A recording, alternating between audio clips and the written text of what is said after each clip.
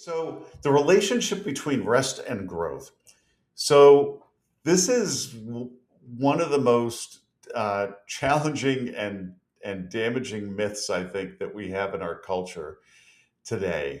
That the idea that rest and growth are opposites, and to the extent that there's a close relationship between them, the myth includes that rest needs to be earned by productivity, growth, work, and that's what earns rest in our lives. And this is backwards. Um, and we're not talking about like this paradigm shift that I'm suggesting uh, isn't about justifying being lazy. Um, it's about how do we actually make rest and growth both more possible and more active in our lives. And it's actually by understanding that they are essentially tied together and that rest is an essential part of growth and necessary for growth. It's a prerequisite for growth, even biologically. So, so we're going to try and shift that paradigm today.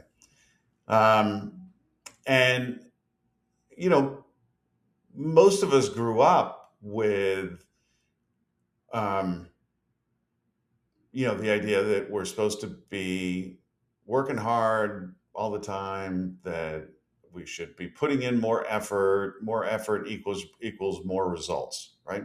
Harder you work, the more and better results you get. When you're tired, you got to push through. You sleep when you're dead. Some version, I think, more and more extreme as time has gone on, of the kind of Protestant work ethic that is so famous. And there is something true to that, right? Effort matters. Um, Discipline matters a lot. Grit, resilience matter. Showing up matters, right? That all matters. But it's incomplete as a picture of how we generate growth and more productivity, right? And better results.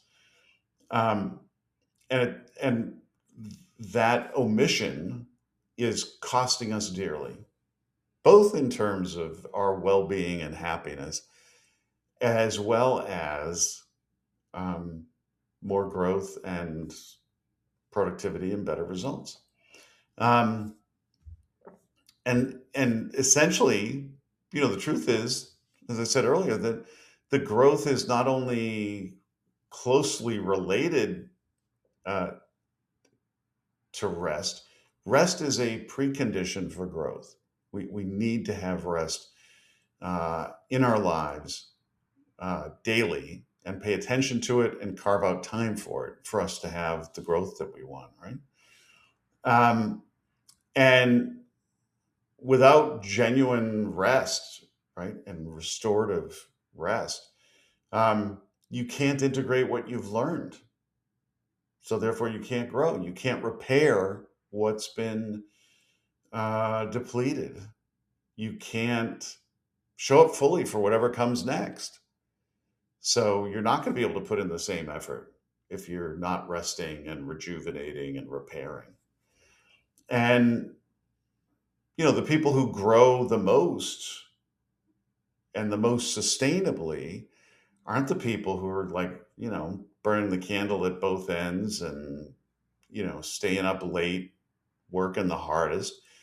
They're the ones who've learned to alternate between effort, engagement, and real rest and recovery, right? Those are the people who do the best and who grow the most and achieve the most.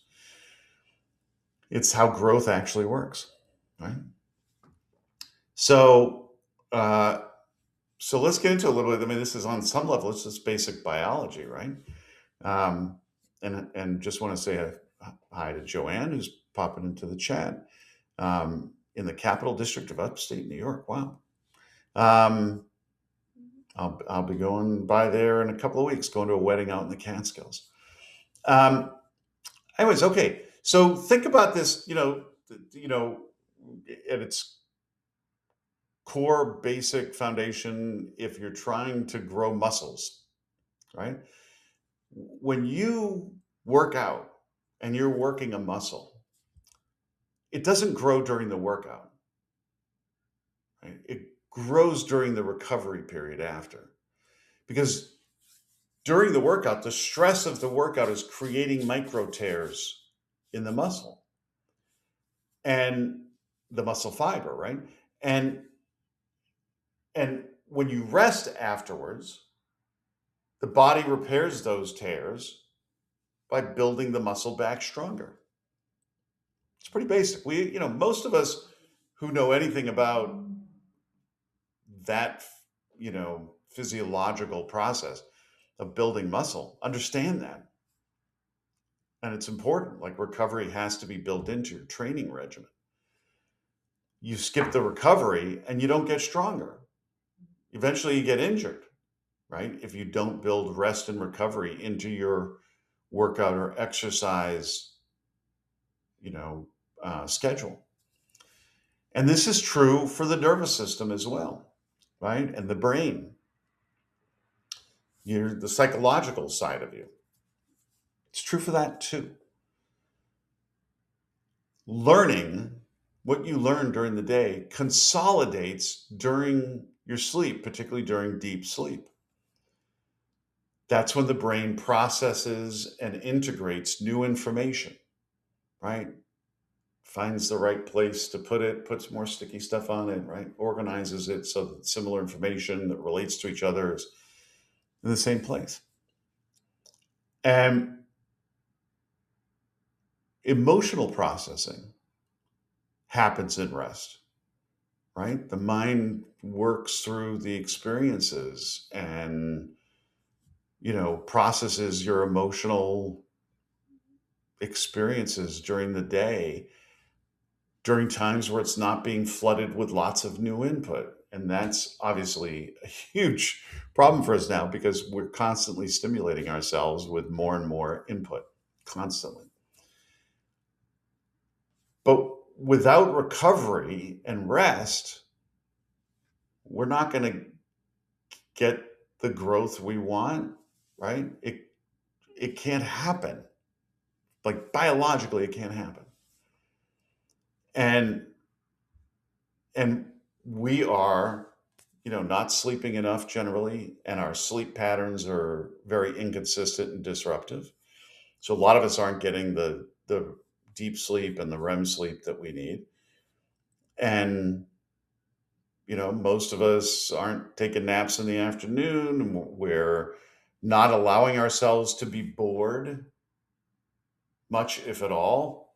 The slightest 1 or 2 seconds of boredom, and we reach for our devices.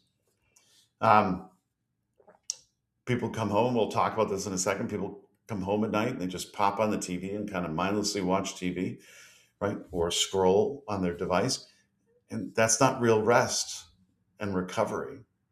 So we're not giving ourselves the opportunities to really do the integration of what we're learning and experiencing to grow.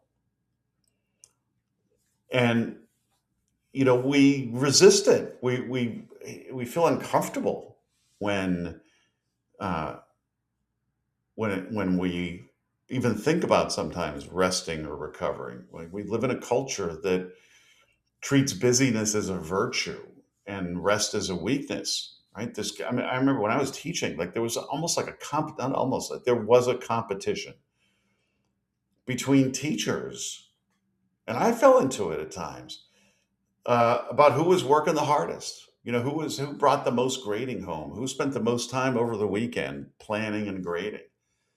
Um, Incredibly unhealthy. Incredibly unhealthy. Um, Productivity in our society is like the dominant value, and it's serving some people at the very top, but it's not serving most of us. Um, but we're expected to justify our existence by how much we accomplish each day. Even the weekends we have turned into another version of the work day where it's about to-do lists, right? I remember, for years when people would ask me, what are you doing this weekend? And my immediate response would be, oh, I got a lot to do this weekend. I got to do this. I got to do that. Da, da. Not that I didn't have to do some of those things, but my mindset was that I couldn't justify like not doing much of anything, going for a hike, going kayaking, taking a nap, listening to some music. I no, it was about all the things I had to do. And I think for me, and it still does at times where I have a perpetual to-do list. I'm doing the bullet journaling lately, and there's always stuff to do. And it feels like when I'm resting, I'm falling behind somehow. Right? That's the feeling I have at the end of a weekend sometimes. And it feels like some version of laziness sometimes for us. Um, and that rest is something we have to earn, like it's a paycheck. But I'm here to tell you, rest is not a paycheck. It is essential. It's a requirement. Um, because we're ending up chronically depleted, working harder and in some ways producing less, right? And to produce the same amount, we got to work longer hours because we're just so depleted and tired that we're not working at the same level of productivity. And we're not growing as much as we could be. So, we've got this like collective guilt about the thing that probably we need the most and would benefit us the most, right? Which is getting good sleep and rest and recovery and rejuvenation, right? Like I was talking about a couple of sessions ago. If you actually say you care about your health and your relationships and doing your best work, but you're refusing to rest or refusing to rest adequately, right? By having a regular bedtime at a decent hour and getting enough sleep and right taking time to truly rest and recover and allow your brain to kind of have some subconscious processing time to process your emotions and process what you've learned and all that, then there's a gap between what you say matters and what you're actually doing and how you're actually living. And that's an integrity gap, right? You're not living with integrity. And anybody who's been with me, for any time knows integrity is at the core of my coaching practice. So, so we've got to deal with that. We've got to deal with that and break that cultural blockage that we have about rest and recovery and rejuvenation, right?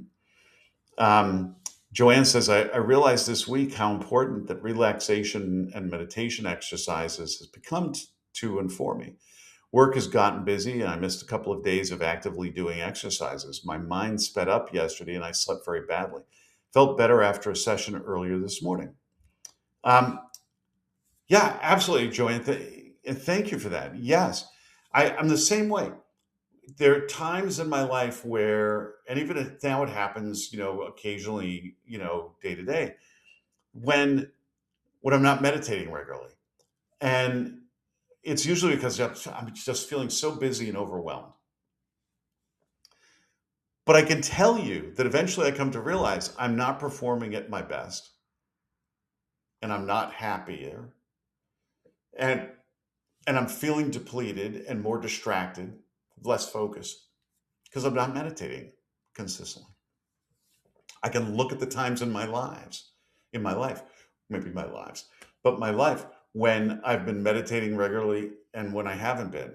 And the times when I have been, I feel better. I have more energy. I have more focus. I'm more productive. I'm more creative. I problem solve better.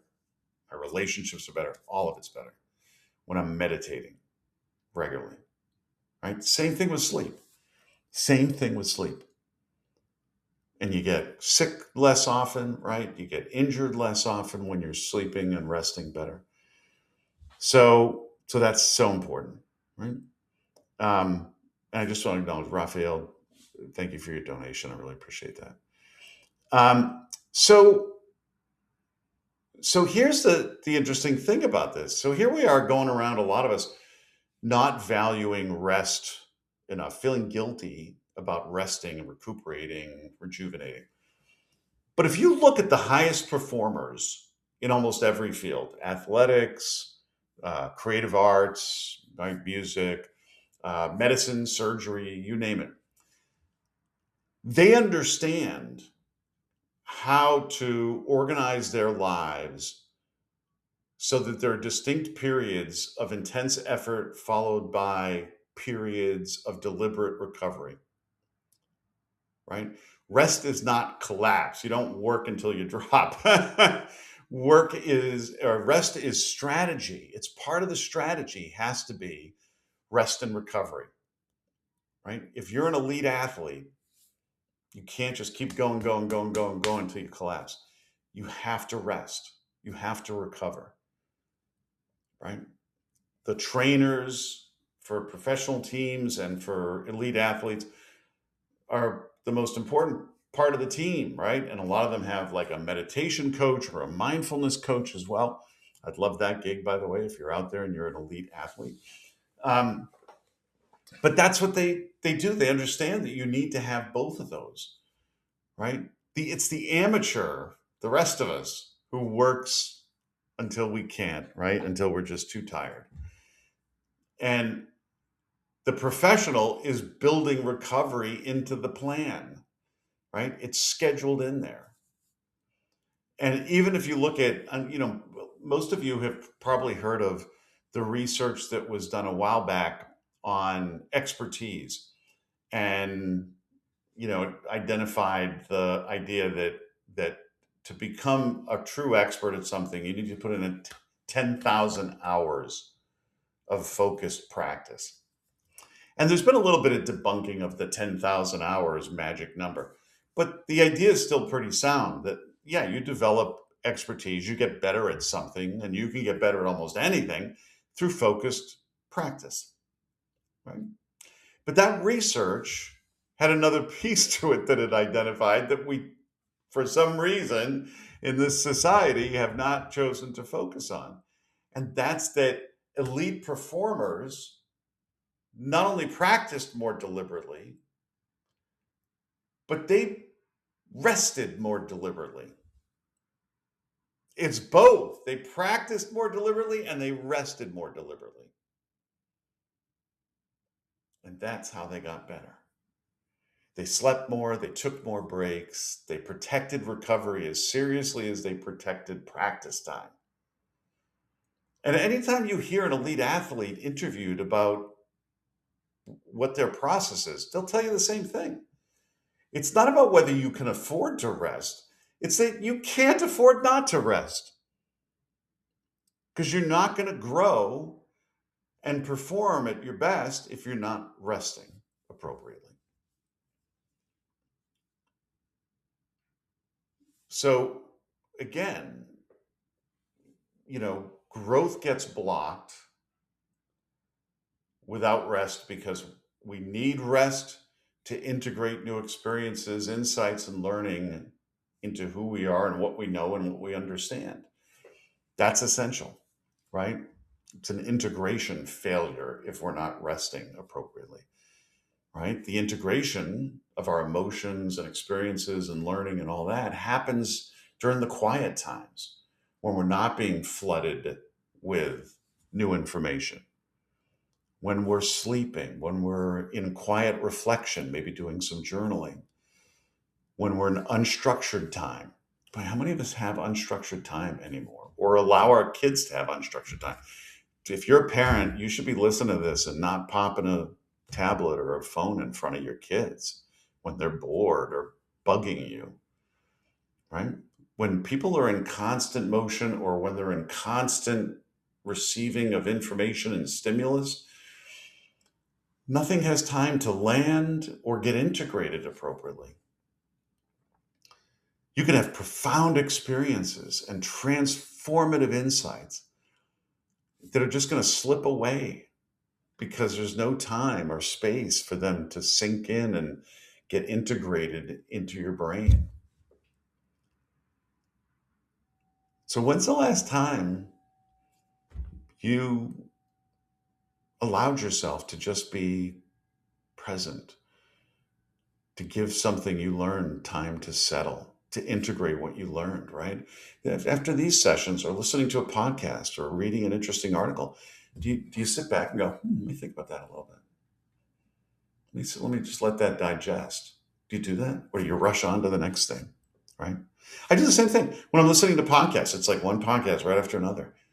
I've tried to force myself at times recently to stop, sometimes during the podcast.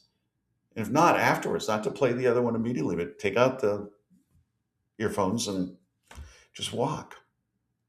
Let it digest, right? Um, Tanya says, when I look back at 2020 and wondered why I was happier then, I identified that meditation was the reason. Not surprised. I had more time, so made more time for meditation. Been back now for a few years, and it makes all the difference. It really does. And I had said that was one of the gifts. COVID was such a horrible time. But one of the gifts of that time, what was for me, starting daily walks. And it was partly for that reason. It was like a form of walking meditation and tuning out everything. And again, I've too often allowed myself to fill up the daily walks with podcasts, right? Or calling people. But I've tried to be more mindful about mixing in time during these walks of just listening to the ocean and listening to people and being observant and just being, right? Letting epiphanies come up, right? You're not going to have the epiphanies as often as you could if you're not giving your subconscious time to use processing power. And it does that when we're bored and when we're doing things that don't require active thinking, like just walking or driving a car or taking a shower. But we fill up those moments now with phone calls and podcasts and you name it, right? And and and so our brains are losing out on that time for subconscious processing power.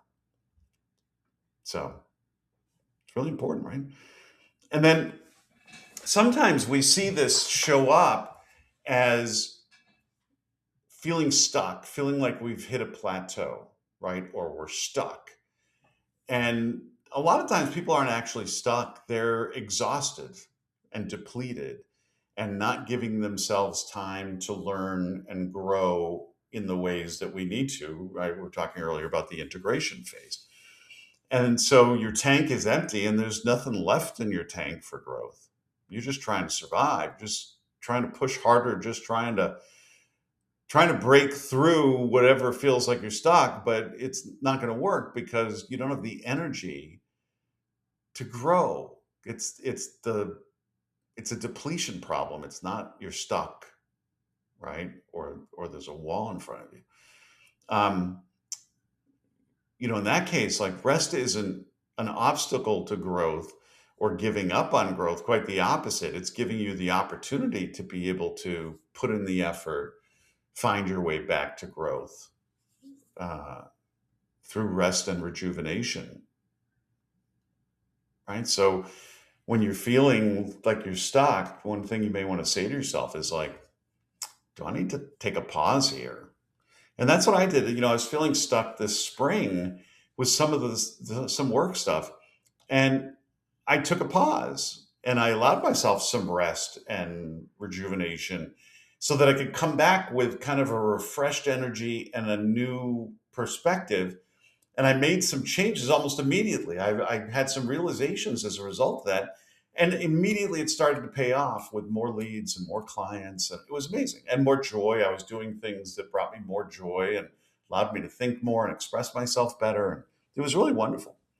Um, so think about that the next time you're feeling stuck. Um, Tanya says 99% of my epiphanies happen in the shower. Now I understand why. There you go. Elizabeth says, definitely feeling stuck. I feel like I'm spinning my wheels and getting nowhere. Yeah, so Elizabeth, that may be, part of what may be going on is you need some rest and rejuvenation, allow some things to integrate, give yourself some more energy, have a new perspective, and then, re-engage. Now that may look like, for some of us, it may look like an afternoon or a long weekend, or some of us, it's a vacation. For some of us, it's something we need to integrate just into our daily routine to take a pause. I have a client who is a C-suite executive at a company, and because I do, life and leadership coaching, and and we talked about the need to build into the schedule time to just be and reflect and integrate what's been going on during the week and come up with questions and kind of ponder things a bit. That a lot of the best strategic thinking happens in that kind of quiet, reflective time. And it's really easy to just fill up your schedule with meeting after meeting after meeting, and things I have to write or research or whatever, or presentations I have to give, whatever it is. So that's something to think about for Elizabeth and others. Is are you really in need of rest and reflection time? Right? Is that what you need? Um, for some of us, it's that we've lost our sense of direction, that we're constantly moving, but we're kind of adrift in how we're moving, right? Without reflection and rest, we kind of start to drift off. That's part of what happened to me this winter, right? I would argue. And and you can be really busy, feel like you're really busy, moving in the wrong direction though. And I felt like I was doing that a bit, right? I was putting so much of my effort into things that weren't actually producing results. And rest, particularly the reimagine dimension of, what I talked about a couple of weeks ago, the 4 R's, right? The rest, recharge, rejuvenate, reimagine. Uh, that's when you get to kind of take a pause, catch your breath, lift your head up, and go, "Is this still where I want to be going?" Right? But if you don't take that moment to pause and rest and reflect and reimagine, then you might just keep, with your head down, moving in the wrong direction. Um, there are some people who go years like that, headed in the wrong direction or spinning their wheels and just adrift. Um, you know, without going anywhere that they wanted to go, without achieving much, without growing much, just stagnating. Um, so we have to pause sometimes and rest and recalibrate and make sure we're headed in the direction we want to be heading. And without rest, we can't do that. Uh, Victoria says, spend 5 to 10 minutes each night to journal. Help me sleep better. Yeah, journaling can be great. First thing in the morning, right before you go to bed. Meditation can be a form of that too, right? Elizabeth says, I find myself going into hyperfixate mode, where if I can't make anything happen in my life, I'm like, well, who else needs a hand? Right, right. Think about that impulse, that instead of listening to yourself, that, oh, maybe this is a moment when I actually need to take a pause. I'm going to distract myself by going to help other people. Yeah, I, I've done the same thing. So I get it. I get it. But we need to fight that impulse. Um, so here's what genuine rest looks like, because I think part of the problem is too that a lot of us have convinced ourselves we're resting when we're not. Scrolling is not resting. It's low grade stimulation, sometimes higher grade stimulation, but it's mostly low grade stimulation that just keeps the nervous system activated. So we're not resting at all. Right? We're kind of dysregulated a lot.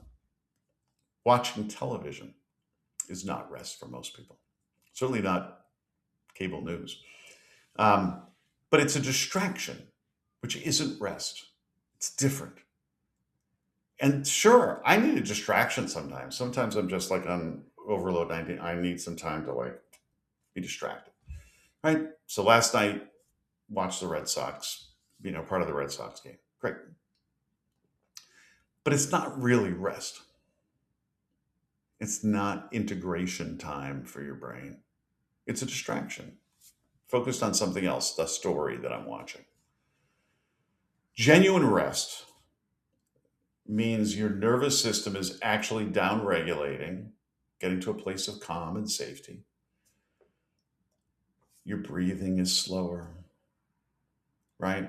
Your muscles are relaxing, right? That monitoring, constantly monitoring part of your brain is quieting, right? Your inner critic is quiet. That's rest. It can look like sleep, meditation, as we've talked about, um, time in nature.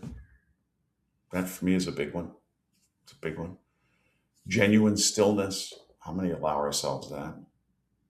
Right. I remember like I used to when I was younger. In my late teens and early 20s,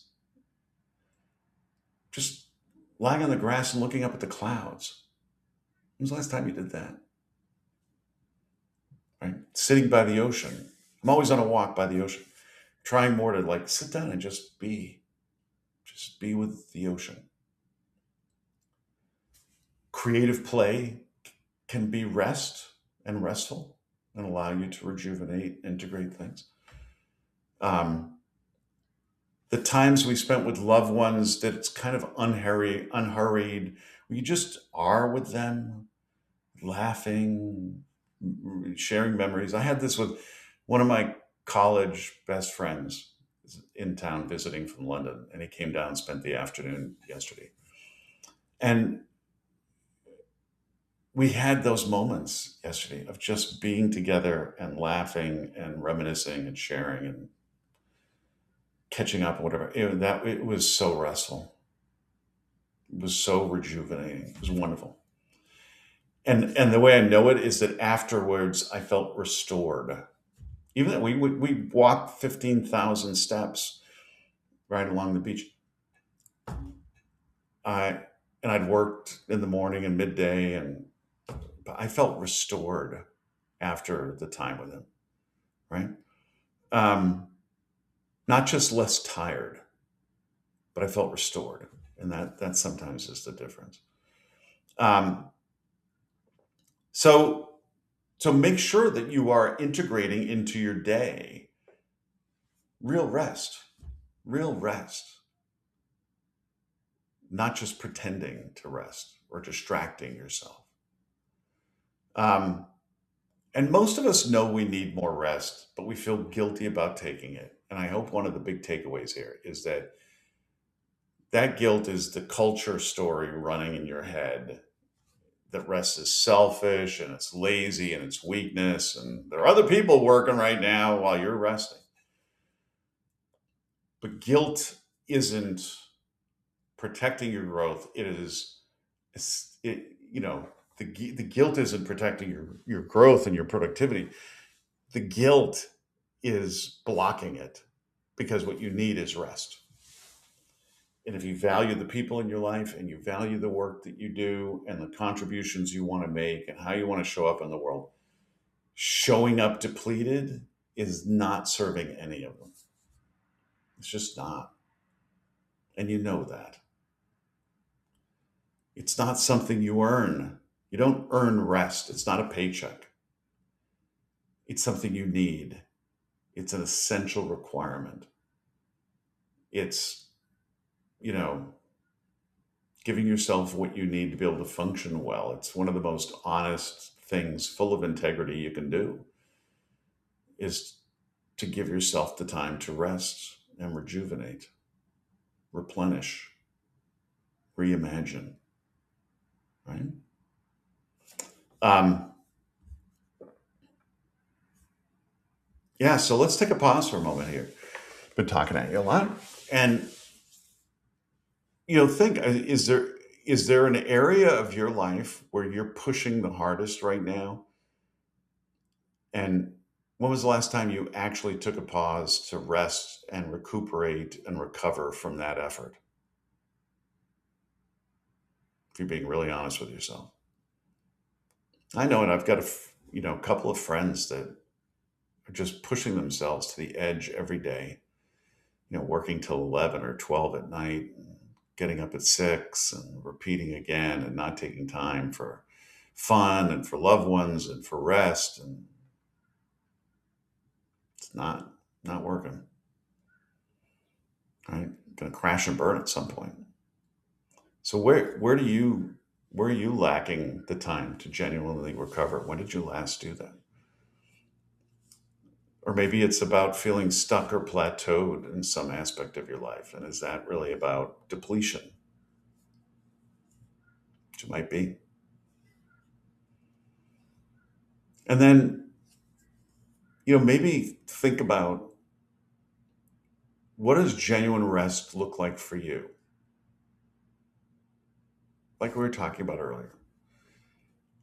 And how can you commit this week to putting that restorative rest into your schedule, blocking it out? Time in your day to process and integrate what you've learned. A regular bedtime at night. Time out in nature, right? Daily walks. What can you commit to? One small change where you can put this in your schedule and honor it, right? As Victoria says, you need to have boundaries. You have to. You have to have boundaries. Boundaries are so important, so healthy. And this is a great example of it. Think about what you would have available in terms of energy and clarity and growth and creativity if you protected recovery and rest as seriously as you protect effort, right? Well, what would the payoff be? Because you're not a machine, you're a human being. You're not built for uninterrupted output. We're not robots. We're built for rhythm, right? Effort and recovery, work and rest, engagement and rejuvenation, right? Learning and integration. You've got to have that rhythm, right? Understanding this and honoring it is a sign of wisdom and growth. It's a sign of wisdom and growth. It's how you sustain the growth you're actually after, is by understanding this and honoring it. Joanne says, I started blocking out time on my work calendar for insight timer sessions I don't want to miss to make sure I'm giving my brain a break. Awesome, right? But I don't take enough vacation time. You probably should. And again, you do these insight timer sessions, but it'd be a good thing to make sure that you're at least giving yourself maybe 5 minutes afterwards to like just be and let all this sink in. Give your brain some time to process it, right? Extra 5 minutes. So, what are you going to commit to? Are you committing to scheduling one recovery block or rest block so that work's not, you know, overriding everything and, you know, not just trying to sneak in leisure time, but genuine rest and recovery, integration? Put it in your schedule. Um, Notice the guilt when the time shows up in your calendar and overcome it. Do it anyway. So, what are you going to commit to? Pop it in the chat. Because if you don't, culture all around us is going to keep telling you to just keep working your butt off. But that's to nobody's advantage, really. Um, while people are thinking about that and popping things in the chat, just a reminder that donations are what supports this live programming, right? Which is free. So thanks in advance for anybody. And Raphael, thanks for your donation earlier. Um, but uh, I love being able to have this community here and for us to be able to do this exploration together. So thanks for the support of people who make it possible. And then I hope you're following me here on Insight Timer.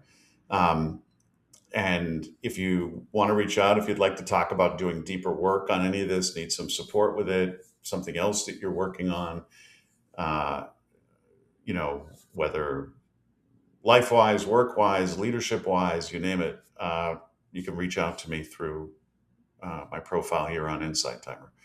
And you can also reach my and join my group, Living with Integrity and Joy, which is here on Insight Timer. And I share regular newsletters and writings and meditations, etc. So I hope you'll join that group as well. And I've got a little mini course that people seem to like, Living with Integrity. So I hope you'll take that, and we can have a little dialogue there as well as an opportunity to kind of chat back and forth. And I've got a lot of meditations here. Again, we're talking about shifting a mindset towards rest. Um, I've got a meditation on mindsets, paradigms, and limiting beliefs. So you want to check that one out as well as the other ones that I have. And please rate and review them and let me know what kind of meditations you want me to add. I just added a recent one. Um, and I'll be doing more in the next couple of weeks. And then I do these live sessions pretty much once a week on Wednesdays at noon Eastern usually. And the next one is next Wednesday at noon Eastern, and it's the comparison trap and how to get out of it. Comparison is the source of a lot of our suffering, so we'll dive into that one. So I hope you can join for that one. And in the meantime, please do make sure you reach out to me through my profile here, and if you want to have a talk. And Joanne says, sticking to a regular bedtime is hard, but I'm getting better at doing it anyway.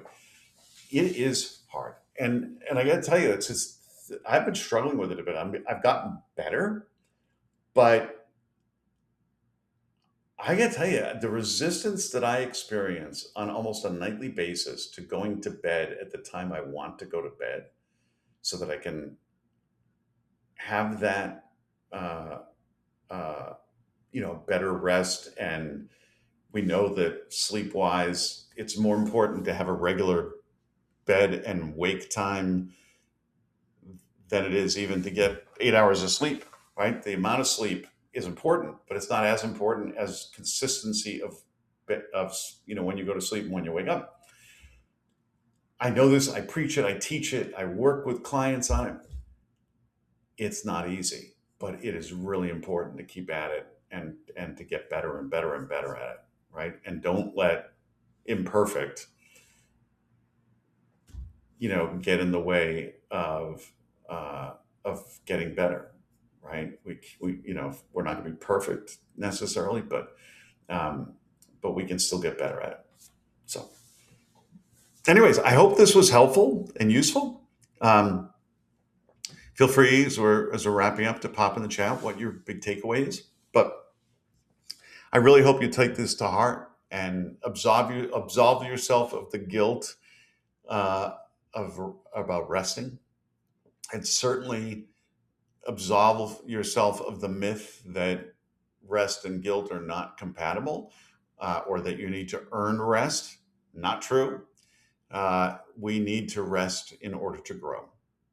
And so let's make this a conscious effort moving forward to honor that by making sure that we take time every day to rest and rejuvenate and reflect so that we can actually grow. Thank you all for being here. Sending you all much love and gratitude. I deeply appreciate this community here on Insight Timer. And I look forward to the next session, and hopefully in the meantime, having some conversations with some of you. But have a great rest of your day wherever you are. Take a couple of minutes to rest and integrate this session. Bye-bye.